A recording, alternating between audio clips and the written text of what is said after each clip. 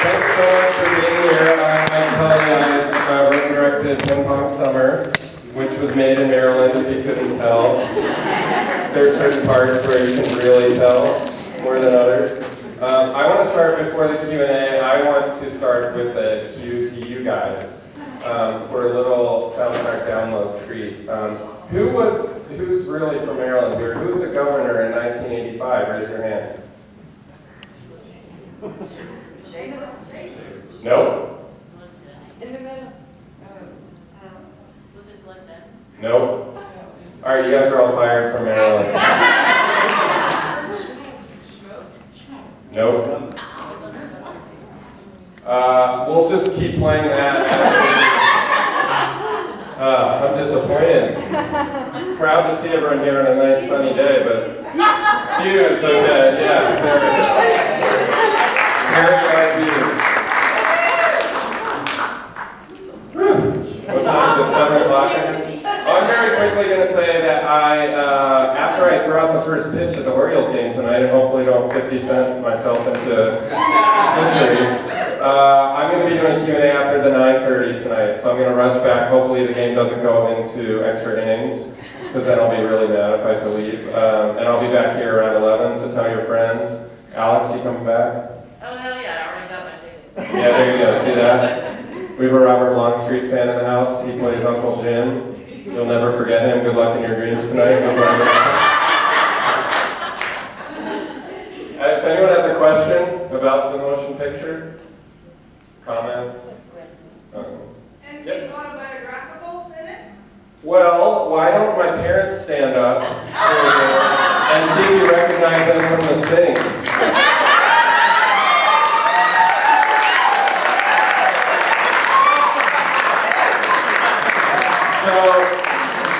So the quick way to describe this is I've been trying to make this. I went to Linganore in Frederick County in 1992. I graduated, and I had the title in my head, PONG SUMMer, and I wanted to make a movie, and for 20 years it's always been different. I rewrite it, and then I just decided to insert my own life and make it kind of a love letter to my upbringing and the movies I loved at the time. Now I'll watch any kind of movie, but at the time I was just going to the video store and renting Errol's and renting like No Retreat, No Surrender and things like that. So for me, the goal of this was to have a sincere appreciation, not ironic, looking back on the 80s. It was trying to be very earnest and genuine. Yeah, but so it's not, so a lot of elements are not autobiographical, but it is deeply personal. And John Hanna actually is wearing my dad's retired Maryland State Trooper uniform in the first scene. So a lot of things like that. Someone will help me out by saying they too smelled the cassette when they opened it. Usually I was really nervous about that, and then Marty Bass, I was on the other day with Marty, and he looked at me like I was a cuckoo, and I promised him that almost every screen someone comes up to me and says, I forgot I used to do that. So that makes me feel better. Deeply personal, not autobiographical. Yep. Where did you get some of the other vintage clothing that was in the movie? That was the costume designer, Stephanie Lewis. She worked on a little movie called Beasts of the Southern Wild that did kind of okay for itself. Yeah, so we shared a good bit of the crew. One of our producers, Michael Gottwald, the last movie I made, Step the End, we didn't have a makeup artist or a costume designer. It was sort of really stripped down. So at that point, we needed one, and Stephanie came in and was just great. She did a lot of thrifting. I had given her, I went through the script, and for all the department heads, like the water polo ring toss game, there were a lot of things that were important to me that I wanted to be in there. So the department heads had a guiding, but I didn't want to just micromanage, and ultimately it was saying you follow your heart. But with that Nike pop top, the blue thing, that was something that I had, and it was really important for me to get it in the movie. But I didn't even know if we get Nike clearance. And luckily, when you're making a low-budget movie, sometimes these things are tricky. And she got clearance from Nike. She had a friend there. So at that point, it wasn't like, to me, that's not product placement. It's just sort of legitimizing the world and making it feel more honest. So the costume designer ran with it, and yeah, the Teddy's shorts are, I can't take credit for those. The Arthur Ashe style. Was that really Casey Kasem's voice? It was, yeah. Even 2 years ago, I think we've all probably heard what's been going on. It's a weird, bad, unfortunate serendipity, but that Casey's in the news. But Yeah, so we shot this in 2012 in the fall. We wrapped like a day before Sandy hit in Ocean City. And we were gonna try to write one that was kind of more in keeping, like a sort of weird metaphor for the movie's arc, like a kind of plot story within. And even Casey's manager at the time was like, Casey doesn't sound like he used to, if that does anything for you. So we actually had the two producers link to the archives in Sherman Oaks. And I said from April to August, maybe September of 1985, listen to all of the long distance dedications and pull some for me to choose. So that was, I was like, we're adults and we're doing this. This is our job right now. Yeah, so there were a few, but that was totally real. Maybe we did a little truncating to just make it move quicker because you're in the car for a long time. But I just felt like that was a really iconic memory from my childhood, and it's a sort of backwards, subversive way to establish family dynamic at the same time. But that's real. That is not made up. That story. Yeah. That's a real story. That's a real story. I hope they're okay, the brothers. So, being remembered everything in the movie, and also living in Maryland, how do other people react to this that have no references to this time period? Yeah, the only time I've sat through it is at the Maryland Film Festival a few weeks back. Jed Dietz is here, and that was the one where anytime I'm confident in life that some things go wrong. But I felt like this has to go well, the screening at the Brown Center. So even at our world premiere at Sundance, I didn't sit through it. I would kind of peek in, and you could sort of, there are barometers, the parts where if the crowd is acting awake and alive, then they're engaged. It's been really weird. Rotterdam, playing to 850 people in a sold-out, really nice old theater, a bunch of Dutch people. At that point, I was just like, how's this gonna go? And it played well, but I will say, like, the Rehoboth joke has only landed. And then the other, what was the other reference? Even the telescope photo guy, which is our sort of nod to the accent. None of the actors, you can't train it. Leah Thompson had my mom call her on the phone and do the lines, and she was like, I don't know what was coming out, so I don't know how to, I'm not gonna learn that in a week. But yeah, so there were specific things that were, the Hammerjacks t-shirt cut to, and at the Maryland Film Festival screening, applause, just sort of uncontrollable, people just started clapping. I was sitting next to David Lowery, the filmmaker who made Ain't the Body Saints, and he looked at me like, what is going on? Like there's some ginormous inside joke that he didn't know. So luckily, the fact that we even got into Sundance, got distribution, played San Francisco, Oregon, Copenhagen, it's played well, but it's been playing particularly well here. And that's what we hope for, is a movie that can work on both levels. It's not a foreign film for Marylanders, but yeah. How did you get so many A-list actors? We paid them $20 million each. They showed up, very eager to work. Susan Sarandon was the first piece of the puzzle, and that made, it wasn't to say that when she agreed to do it, that we had our money in the bank the next day, but she brought a legitimacy that enabled us to go to the other actors, and I think then they took it seriously. But Susan initially, I reached out. I had written the part of the mentor as an older male, because they always are in movies. I thought of Werner Herzog, I don't know if you know him, but that would be like the bleakest mentor. Like, why are you even picking up the pattern? But then he got the part in that Tom Cruise movie, and I was like, okay, joke's over. And then we thought, let's get a female and see what happens. And then, I don't know if anyone knows here that Susan Sarandon is the co-owner of a ping pong franchise.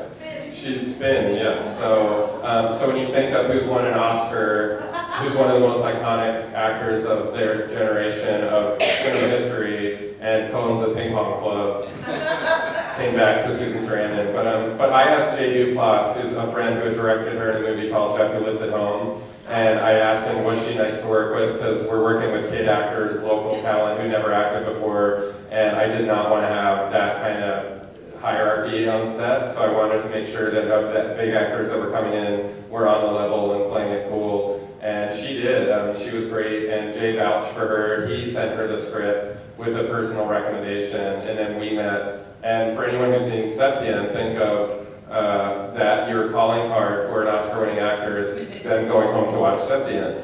And it worked well. She liked it. And then you think, okay, maybe we're on the same level of sense of humor and stuff like that. But it really started with Susan, and she admitted into the shoot was like that if I hadn't gotten the recommendation from J. Duplass, it would have just been in the stack that she gets every day, I'm sure. Yep. The fact that you have John Hancock with his actual accent. Well, it's not. He's Scottish, and he's like. Scottish wasn't, that's why it sounded like a Scottish accent to me. He was trying to do Galway. He's from Galway. He did a little riff, I think it was coming out. Another thing is, he'd been in the country, so if you hear my dad talk, it's sort of not a sharp Irish accent. But he would come in, I think he did well, and also it's like an 80s movie, I wasn't gonna cut, that was terrible, John, get your brogue right. But yeah, so he actually did sort of put on a little bit of an Irish spin to it, and I'm sure there was a little bit of residue. He's a great actor, so I find it convincing as an Irish accent.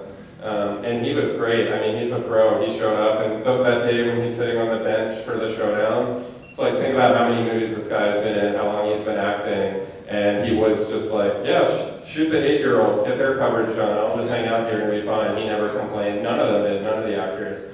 So it was a really good crew to be. And then when you're in Ocean City in September and the weather's great, and it's just a sort of weird, lovely town, everyone was, I think, really happy to be there. You'll do a few more? Yep. You, ma'am. Were you aware that David Sedaris wrote about Amy Sedaris being the queen of emollients when they were kids? She actually had tanning advice. She told me, this is the funniest thing ever, if you imagine the Sedarises like being miniature, who they are now, in the back of the station wagon going to the beach, the contest they would have, they would go for, like our family, just 1 week or maybe 10 days, and they would have a tanorexia contest to see who could lose the most weight and get the tannest at the same time in 7 days. So I knew a little bit about it, but and I've read a lot of his stuff. And then, Is that a real buffet? Whose ear's been to Paul Revere's Smorgasbord? Oh yeah. So will you guys answer this question? Is that a real buffet? Oh yeah. The only thing that was different is Harmony Korine, the director who made Spring Breakers last year, I texted him the day before we started shooting. That was the first shot of the movie, a stripped down crew because we didn't have sound. And I said, we're doing this minute-long Dolly buffet shot, like Bellatar reference. And he was like, you gotta have Jello in there, man. Put Jello. So actually the Jello that's at the end, if it wasn't for Harmony, it would have just been more clams or something. And we thought it was a fitting ending to that. So that was the only manipulation we did. And that was the crew meal, and man, I love it. And unironically, I love Paul Revere's Smorgasbord, so I was like, we cannot do this for our crew lunch, or I'll be asleep after 4 hours. We'll go here and then there, and maybe we'll wrap up. With the mean redheaded kid that was in it, I kept in my mind thinking of Francis from Pee-wee's Big Adventure. Was that all an inspiration? For me, it was really, I keep saying the name, No Retreat, No Surrender. If you guys go to YouTube, the whole movie's online, and you could just pick a moment. And my wife, Holly Herrick, who's a co-producer and is here, she had never seen it, and she watched it after the fact and was kind of like, did you just completely remake this movie like Gus Van Sant? Like, this is the exact same movie. So I feel like it was, I'm sure Francis crept in somehow, but I didn't show them any movies. I was worried about, Andy's a real actor, Andy Riddle. He's a comedic actor, but he's a real actor. But I just thought this style of acting is a little bit different. So to show them that, I think, especially for Teddy, the Teddy Fry character, I think it would have really freaked him out and kind of thrown him off, derailed him. So we didn't show them any movies. I think all of them had seen like Back to the Future and The Karate Kid, but as far as the deeper cuts, they were not aware of.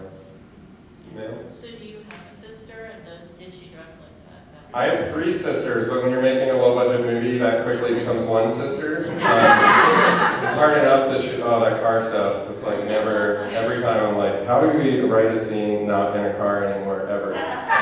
So it's a combination of 3, but everyone who knows my family thinks it's more Colleen, the one who was definitely, I was listening to my rap and she was listening to her Smiths and Cure and making fun of me.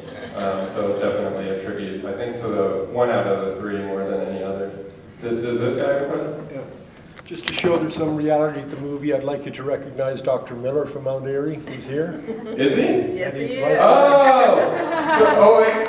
Yeah, so at the beginning when she says, Dr. Miller says, don't sue us, okay? Says, Dr. Miller says, if you keep that cream spread on your face, this is the doctor in Mount Airy. Whoa, you guys are here for history. Thank you. Did you have a mustache? Yeah. Okay, I don't remember. Yeah, it's the mustache. Did you say that? No.